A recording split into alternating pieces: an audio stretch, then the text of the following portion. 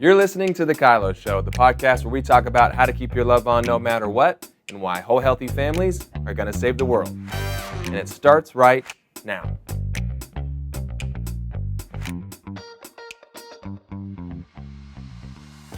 Hello and welcome to The KYLO Show. We are still talking about singles, but we're wrapping it up. This is the wrap. This is the version. final one of our series, but we had some fun guests in here. It's quite a topic to explore, right? You know what I mean? It's, I don't know. When I was young, all I could think about was getting married. You know, I obviously I was living in Weaverville, but does that change depending on what city you live in? Well, I think if you're a Christian and you live in a little tiny town, you're like, let's get on with this. My options for life are pretty limited. Right. So marriage in the mill. So all these older people that I knew that weren't married yet, I was shaking my head like, what are you doing? Move to Reading. What are you waiting for? Yeah, the big city of Reading. Yeah. So yeah, I am nearly 40 years married. I think, gosh, I can't imagine not being married. Sure.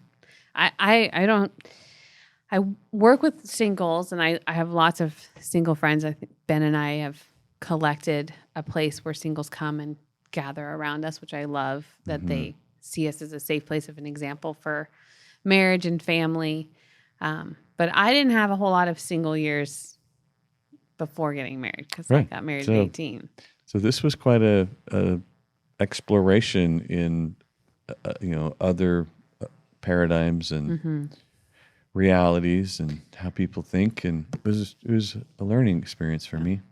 We started the series off with Allison Slack now. Yes. She just recently got married, and it's been really fun. But I've actually known Allie single. That's all I've ever known her until the last couple years.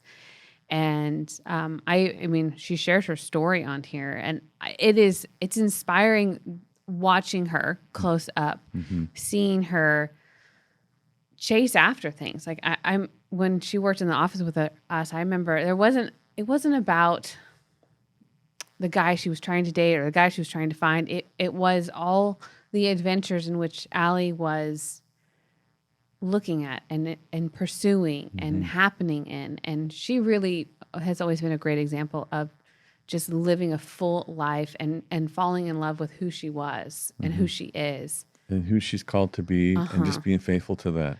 Yeah. Yeah.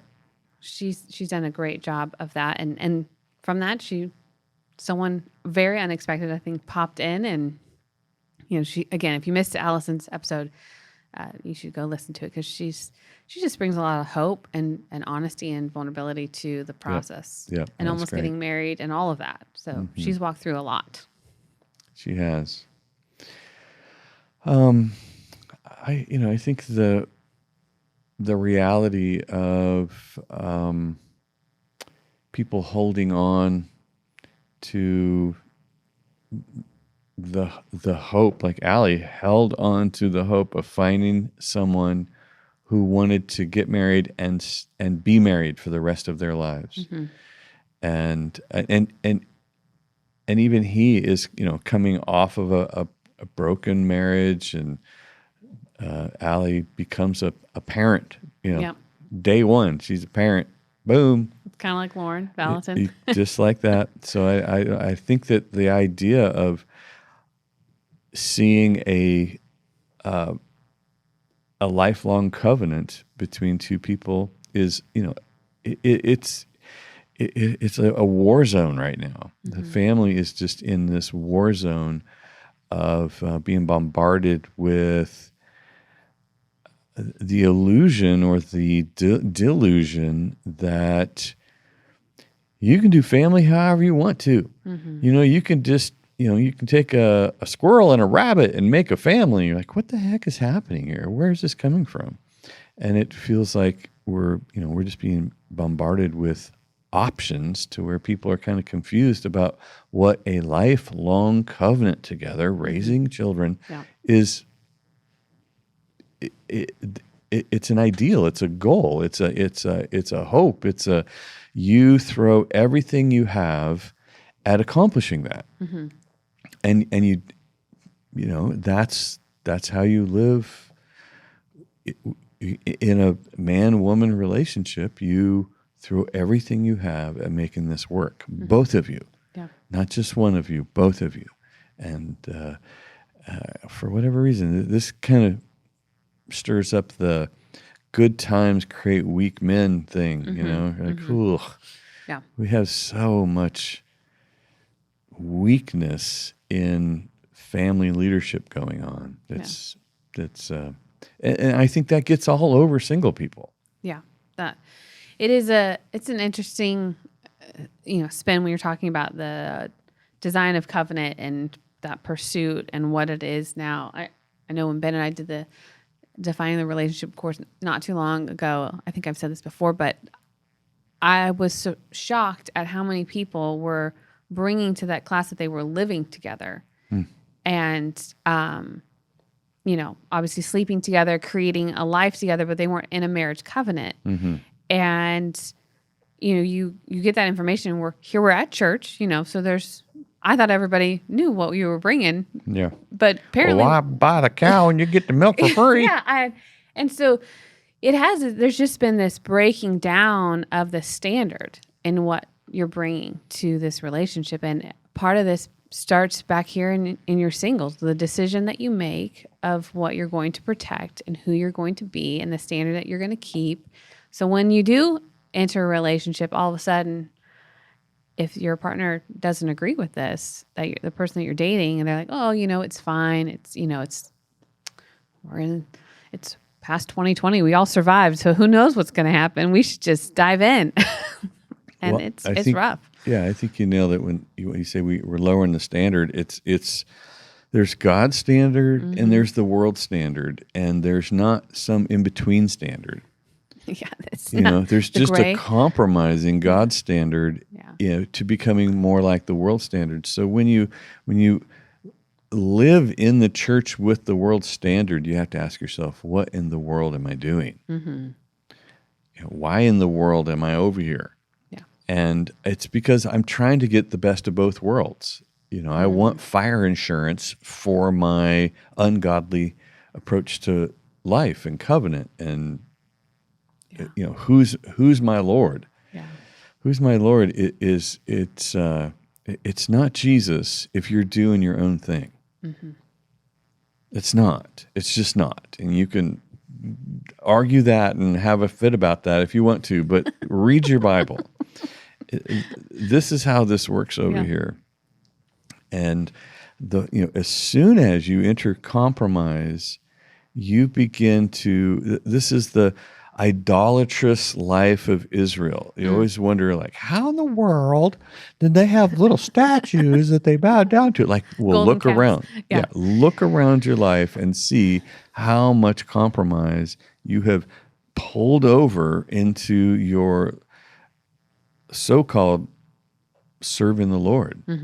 Like, I think that's the delusional part for young people coming up and looking at all this and saying, okay, well, which one of these do I want? Like, well, the one you want is the one over here that has got Jesus leading you and you asking, what do you want me to do? That's the one you want. Yeah. All the gradients out from that is run away. This is probably why community is such a huge aspect, because whatever crowd you're running with is what you're probably going to replicate. So if you're running with this crowd that is willing to compromise the standard, then it won't be too long before you compromise the standard. Yeah. And it doesn't always feel like it's, I just went to a party and slept with a random guy. It's, I all of a sudden I'm drinking more than I should, or all of a sudden I'm, having exchanges in my Instagram DMs than I should. All of a sudden it's a photo.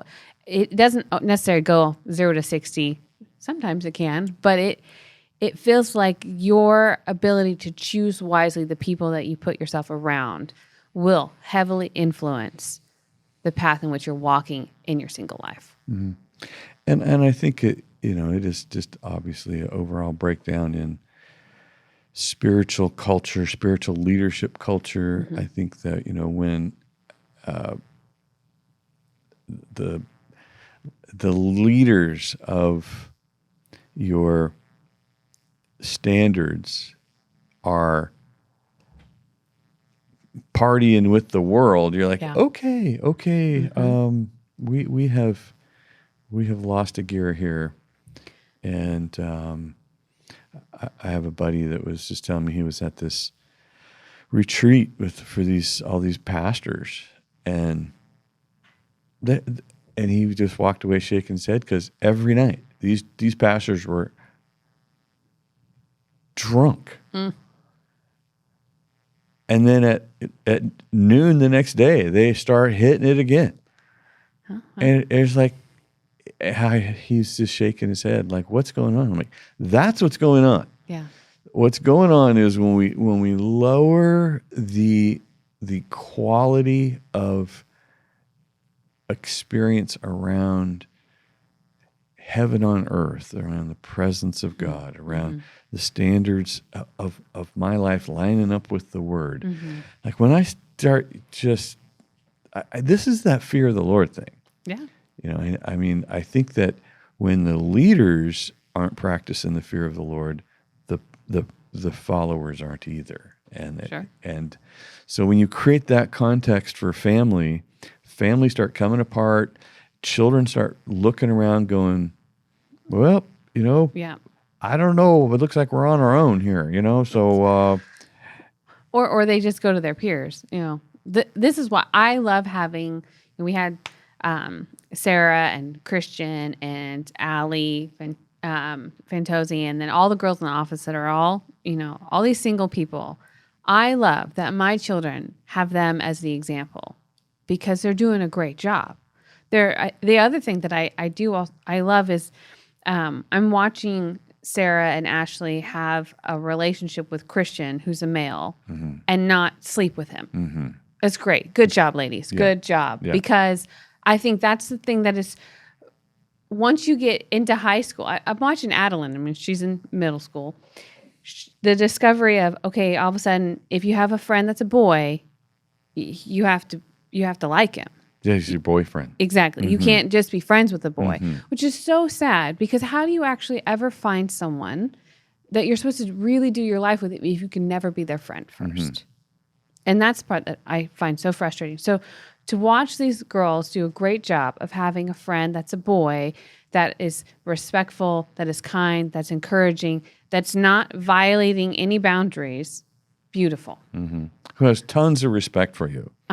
And is protecting you from him. Yep. That's the real job, I think, of a young man. Yeah. Protect yourself. Protect everyone. Protect everyone from you. This is Joseph and Mary, right? The whole idea of Mary comes and says, hey, you're not going to believe this, but I'm pregnant from the Holy Spirit. And he's like, yeah, right, lady. Yeah.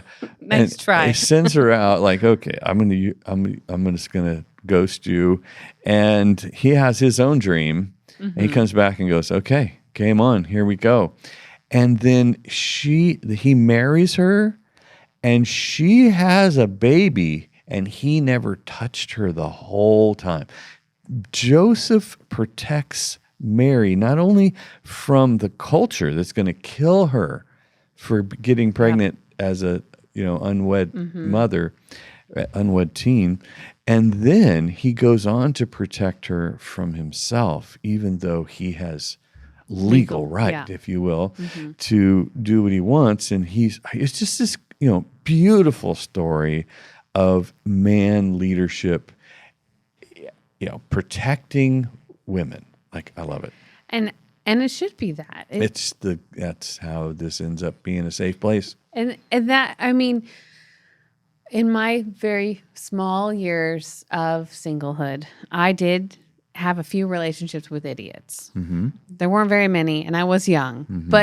And they didn't do that. There wasn't they know how to value what I value, protect what I want to protect.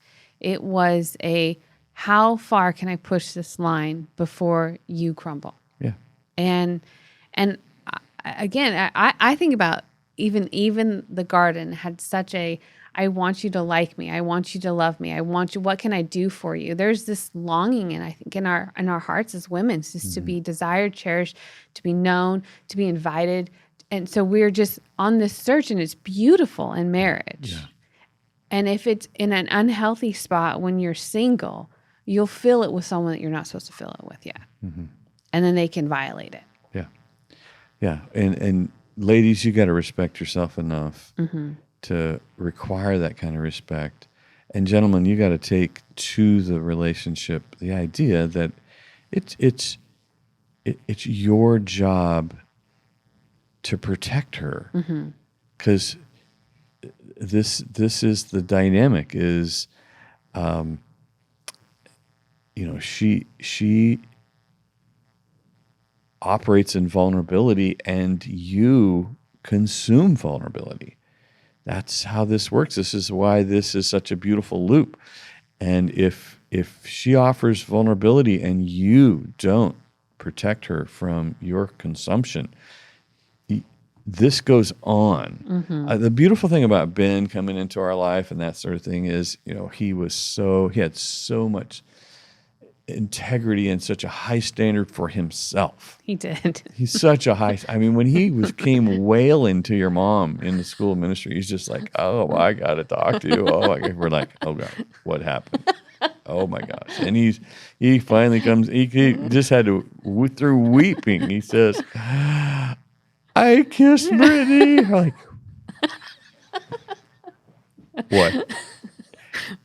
Sherry's like, oh, but on the outside, she's like, be tough. How dare you? You what?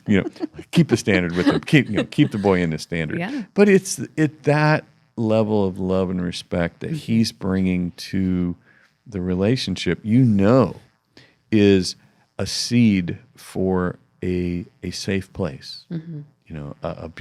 A beautiful place for your vulnerability to come later. And he's only going to respect his family. I think Lauren talked about this when she was on with Jay, and she didn't give a yes, which his joke was he was the bachelor of Bethel. He's a hot commodity. He was chasing the ballots bachelor. Yeah. We could have had a rose ceremony over there. It would have been funny. But she had really high respect for herself, and the wisdom of her community saying, okay, he is this desired thing, but your willingness to be patient and kind of set out your timeline. And I think that was the thing that she was okay with, and okay with making him feel uncomfortable. And if you're worth the wait, then you got to be patient, because I'm not sure I have a yes yet. And he did a similar thing that Ben did, which was he brought great respect. Great respect for her boundaries, her hesitation, her need. I mean, he owned it. He's like, okay, let me go find another gear here.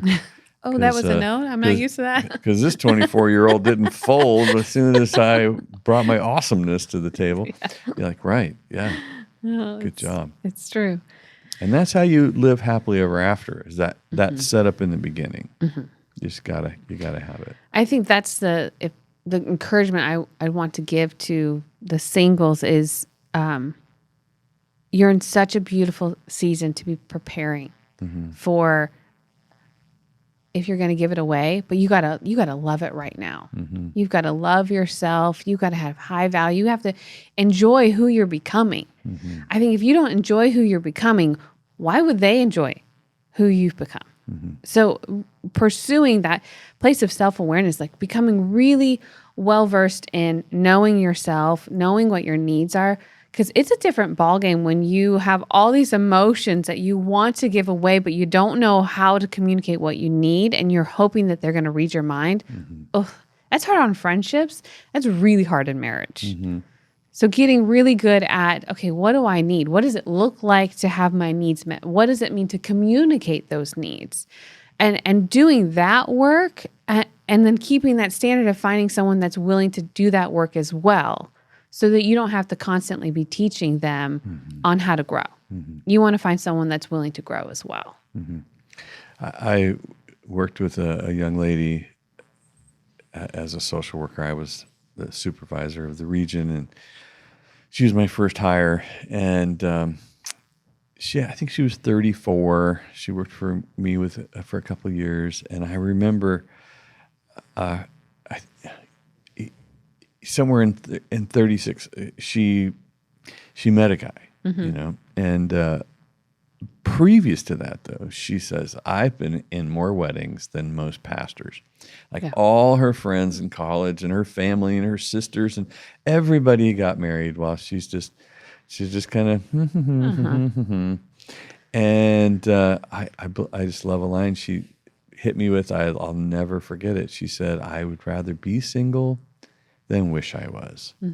Like, yeah, there you go. You are just keeping that standard up there, because once you give that away, it's now a lifetime of negotiating. How am I going to live like this? And she met this awesome guy, and they're living happily ever after. But it had everything to do with pushing those standards up and keeping them up there.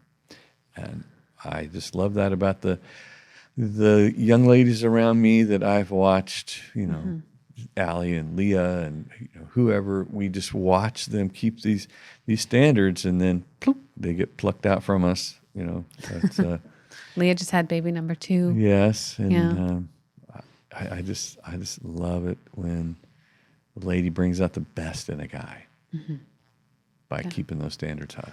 Yeah, that is, and that's the truth. Is that you doing a really good job of having high respect for yourself. It attracts someone that's like, okay, I want to fight for this. I want this. And that's what you want. You want somebody that says, yeah, you're going to have to win me over, and it's going to cost you something. And I'm willing to watch and see, but I'm not going to give in. And that's the part we were talking about earlier is, wanting to have the best of both worlds. But really, the world doesn't have anything that will satisfy you. And I think if you surround yourself with people that believe that, you're going to actually just walk into it and realize that this forbidden fruit that you thought tasted good is just rotten inside. And it's going to be unfulfilling. Yeah. Well, it's disappointing because it's fickle. There's no eternal standard. It's based on my emotions. It's based on my wants. It's based on my opportunities. It's just based on a million things, and you are on the receiving end of that. That's what I mean by when you leave God's standard, you introduce various levels of fickle. Yeah, I love that. It's based on our emotions, wants, and opportunities. Yeah, paying attention to those. That's interesting. Yeah, I mean, that's how relationships blow apart is I wanted something different. I was bored. Or I fell out of love with you. Like, you fell in the hole? I don't understand how you fell in love. Yeah. Don't fall in a hole. And certainly don't fall out of a hole. Definitely not. And then opportunities like, wow, I think I could upgrade here. Awesome. Well, singles, we're excited for who you're becoming and the standards that you're willing to keep to find something remarkable and enjoy who you are. Yeah, and whether it's married with a family or just like the Apostle Paul, just faithful. Yeah, just faithful in your call, but full of joy and happiness and vision. However, it's just such a smart job to get over here and learn and apply God's standards to living out your faithful life. Yeah, so good. Well, we're going to jump into questions now. So okay. Should be fun. We'll see you in a minute.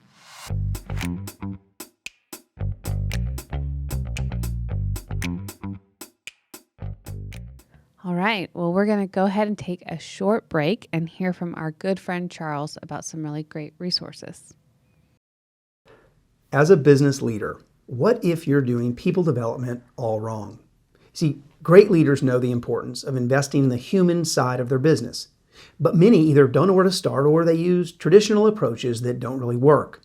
Old training approaches like buying everyone a leadership book, bringing in a speaker, or doing a once-a-year offsite might feel good in the moment, but are often a waste of time and money. And that's because when people get back to work, they just slip into their old habits again. You see, personal growth, it doesn't happen all at once, it happens over time. That's why the new way to develop your people, strengthen your teams, and invest in your culture is to create an ongoing people development system, not a one-time event. But how? Well, I'm glad you asked, because I've got a free gift for business leaders that's going to help. I'm Charles Cowan, founder of the people development company GrowthStream, and we've discovered a simple but powerful 4-step system that makes development easy. And we're giving away our secrets in a free training video. In this training, you'll learn how to develop your people in less than 1 hour per month using our simple 4-step system. Plus, you'll learn how to do it yourself if you have time, or outsource it if you're busy. So if you're a business owner, HR manager, or leader and want to learn about the new way to develop your people, strengthen your teams, and invest in your culture, then go to growthstreamtraining.com to see the video before it's gone. Again, that's growthstreamtraining.com.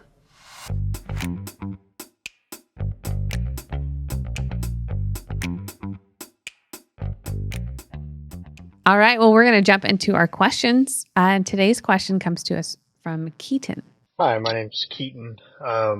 Been listening to the KYLO show since its release. So I'd just like to thank you guys for all the amazing stuff that you guys have taught me when it comes to relationships. But I have a question regarding engagement. And I remember hearing you guys say that your level of engagement is directly proportional to your level of commitment and maturity in a relationship. And I had an interesting scenario where my previous relationship ended because both parties felt the sacrifice needed in order to be together, which was moving across the country for each other, one or the other, to be with each other was going to be unhealthy in a lot of ways. And for one person that was immediate, and the other it took about 3 months to get to that point where there was a definite answer. And I wonder what level of sacrifice it becomes unhealthy in a relationship, even if you share the image and the dream of a happy, healthy family. Well, what I think I'm hearing is it felt unhealthy for them to move because it was going to require a lot of sacrifice that doesn't sound like either one of them was willing to make. Mm-hmm. So I think the question is knowing when to call it unhealthy or when to know when it's unhealthy. But I think if you're not willing to move, then you definitely shouldn't get married. Right. Because I hope that you're married and living in the same place. And there's a whole lot of sacrifice that comes with that. So I think that's maybe it may be too soon. That might be part of the equation. So if you've been dating a month and you're like, okay, you got to move across country. I don't know if that's a really good ask yet. Mm-hmm. So maybe that's the level of unhealth that we're at.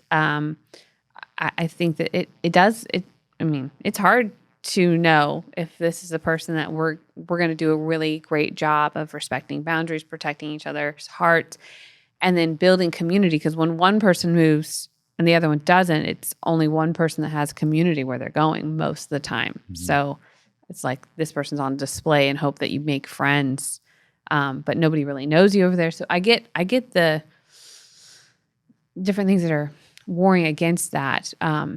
I would say probably the only unhealthy spot is potentially how soon you're asking this person to uproot their life. But at the same time, if you are really serious about this relationship, you might want to jump on that sooner than later to figure out, this is going to work. Can I make friends? Can we build a community? Yeah.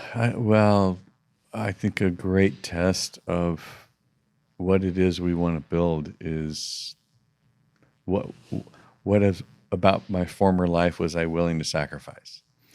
And a common conversation I have with single people is kind of the accessorizing kind of approach to this, which is, I wonder what you could add to my amazing life. Because can you make my life even more amazing? Because I don't know that, how else to do this. It's like, no. This very much is about, I am willing to sacrifice my life to build one with you. And it maybe is less obvious in the engagement aspect, but once you get married, you start having children. Here it is. Here we go. I do not have the former life that I had. Yeah. And this is part of what we're building is a sacrificial life that we're now offering to our children. Much of what we're doing isn't what we were doing before. Yeah. We're now pouring our lives into these little demanding individuals. And people, and more people today are saying things like, I don't want kids. Yeah. I don't want to sacrifice. I don't want to offer that sacrifice. Like, right. Okay. Well, that's where this is headed. And that's for that reason, is that you would replicate yourself and keep the species going, kind of a deal, instead of, I would like to consume as much as I possibly can while I'm here on the earth. Yeah. I think about when Ben and I got engaged, he literally had no job. He borrowed a bike to ask for my hand in marriage. So he had nothing to offer me as far as things. He was a man of integrity and character, and I could see what we were going to build. I had nothing to do with what are you going to bring to my life as material items. And even when we got married, I mean, he had some debt from school and still no job. So our first year of marriage, I was the only one that could legally work in this country. Again, what I knew that he would bring wasn't material things. It was who he was, the man of God he was. And that in itself was worth all the extra work I would ever have to do for our first year of marriage. And so weighing them out in some kind of scale to see if this is worth it, if I can give up my condo in Dallas and move to you in, Nebraska, why don't you just come here? I have so much better life here, but your whole family's there, and that, I don't know. Those are, you have to be willing. That's the upfront negotiation. Like, okay, well, where would it be better to start our life, and what, and what are we going to need? It might come down to, she says, I just don't want to move away from my family. Yeah. Well, gentlemen, this is the leave. I think there's a scripture. Leave and cleave piece here. This is, but I have this awesome job, and I'm this awesome guy, and I got this awesome comfort level, and I got this car awesome won't work thing. out there in the cornfields. And so you're like, well, this is where it shows up. Like, will you be willing to love your wives and give your life up for her? Well, this might be test number 1. Yeah. Yeah. And for you to say, no, I wouldn't pass this test, then great. Don't enter it. And we had a call not too long ago that they were long distance, and it was a hard call. It was a call that was not one of the feel good ones. You all pass with flying colors, but I think that actually I walk away from those calls thinking, thank you, Jesus, that there was 2 people that were willing to invite random strangers that trust us to speak into this and go, you should not get married. This is probably not a good idea. And it's not I find some victory in bringing good news, but I find victory in I stopped one more divorce from happening. I remember one of the ones that stand out to me, wedding invitations have gone out. Yeah, those are hard. There are flights from Europe. There are hundreds of people with this date, mark the date. Mm-hmm. And in my office, I basically said, I think what you just said is you don't really like her very much, but you hope you can change her. Yeah. And silence was in the room, and eventually he says, yeah, that's true. Yeah, I think I remember that one. And they called it off, But it was, I'm not willing to accept you as you are. I am going to work to turn you into somebody else. Like, no. There's no sacrifice involved in that. I mean, she's being sacrificed, but you're the one that throws yourself on the altar here. You're like, dude, I am a living sacrifice, and I am here to demonstrate that I will love you with my whole heart. And there's lots of entitled ladies out there. So we're speaking about men, but there are lots of ladies. I'm always speaking about the men. I always think. But there are lots of ladies that I think, wow, you want him to be a doormat, and you want to just rule this house, and that's the same agenda. They're hoping I can change you. Yeah.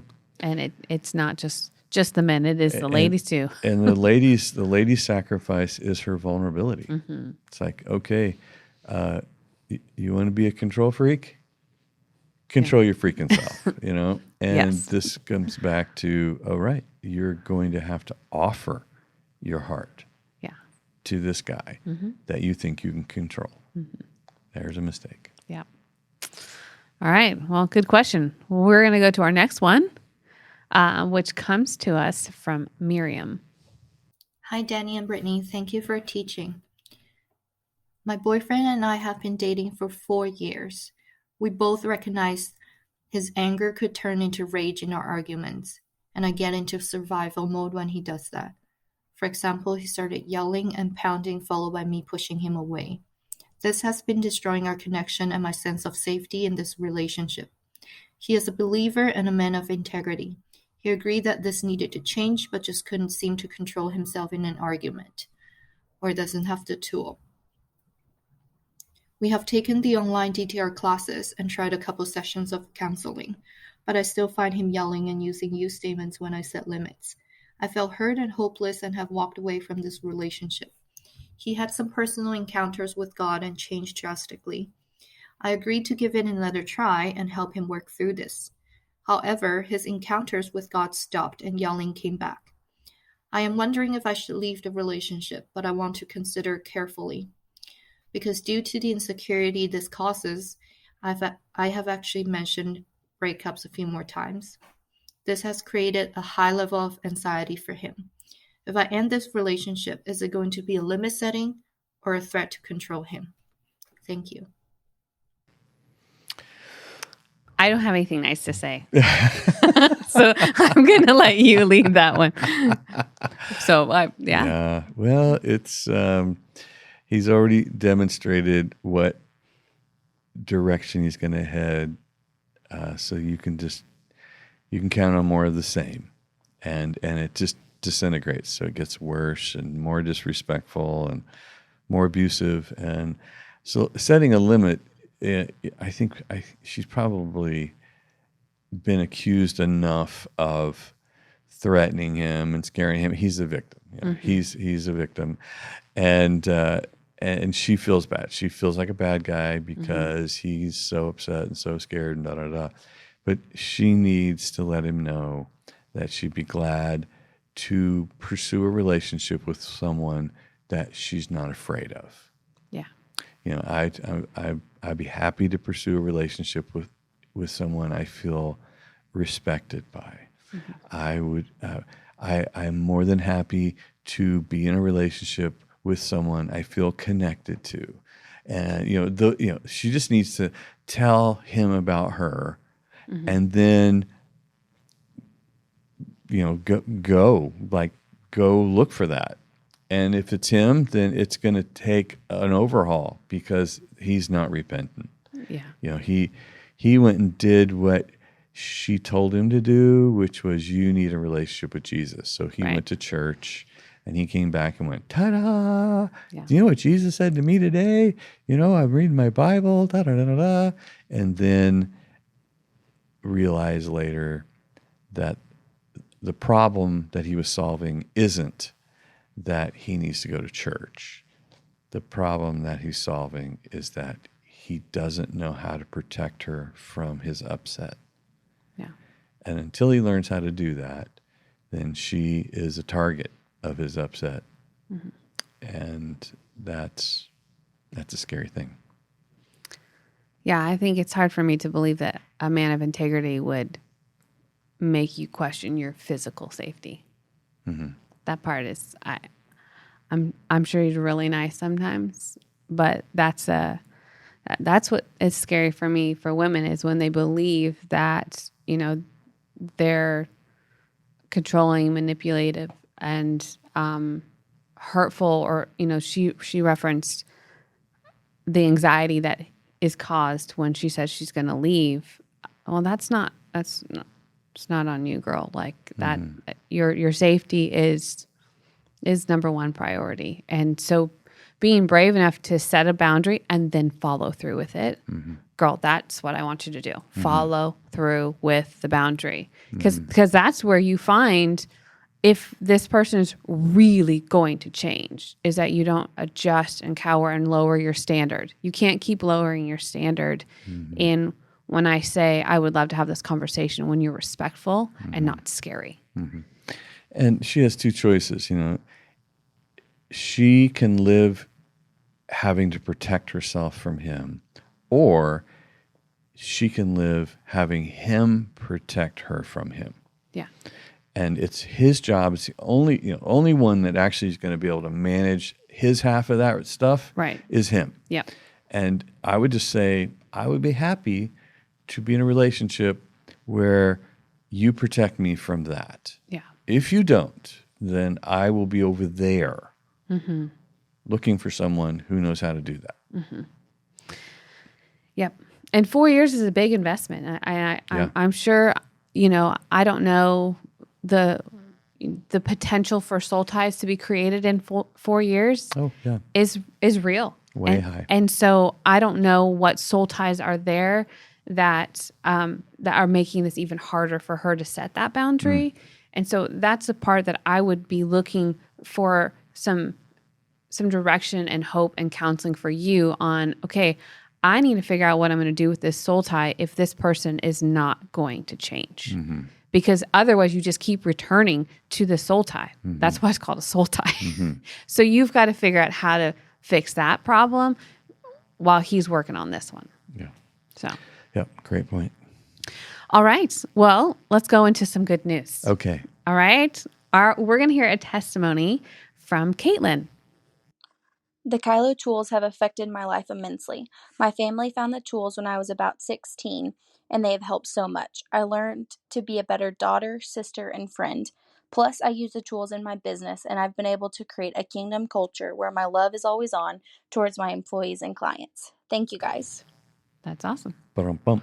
Short and sweet. She's There like, we go. you know what? We're doing it. It's awesome. It's great. Thank you. I think Thank she's you, Caitlin. probably a D. Right to the point. Deliver what I needed to tell you. In and out. We're done with this. Keep doing what you're doing.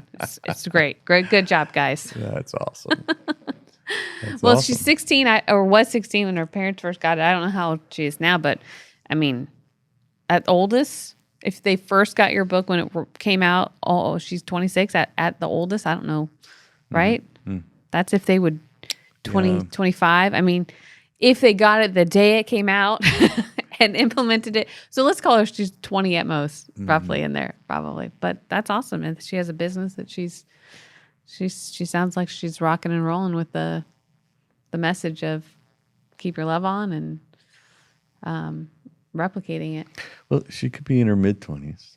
Yeah, that's what I mean. She's close. Yeah. Because KYLO's only been out for like 10 years. So that's what I mean. Like, saying they got it hot off the press and then it immediately mastered it. Yeah. I'm giving them all the best case scenarios that she's 26, but I don't know how she is. So. Yeah. But Yeah. Well, that's awesome. it is amazing how learning something, hearing something, liking something, agreeing with something is a journey to behaving it, you know, and then for it to be who you are going forward, and you're a leader in it. Well done. That's a journey. That is a journey. That's a journey. So super impressed. Yeah, it's awesome. Well, I think that wraps up the end of our singles series. Here we go. And it's been a lot of fun. Hopefully, you found some really great stories, resources, tools to apply to your life. I know that actually I was at church on a couple Sundays ago when the series has been out, and it was a single gal, and she said, I've been listening to the show, and I just want you to know that thank you for doing a series on singles, because she said it's been really encouraging and helpful. We'll So pass it around. we'll just Pass it around. keep doing it. So awesome. Thank you so much again for joining us on the KYLO Show. And remember that whole healthy families are going to save the world. Thanks for listening. Never miss an episode of The KYLO Show by subscribing to Apple Podcasts, Spotify, or watch us on the Loving on Purpose YouTube channel. Don't forget to submit your questions and testimonies to thekyloshow.com. The KYLO Show is produced by Allie Armerding, co-produced by Ashley Beck and Anna Hill, sound engineered and edited by Taylor Silk, and show promoter Krishna Zamora. Don't forget, whole healthy families, gonna save the world.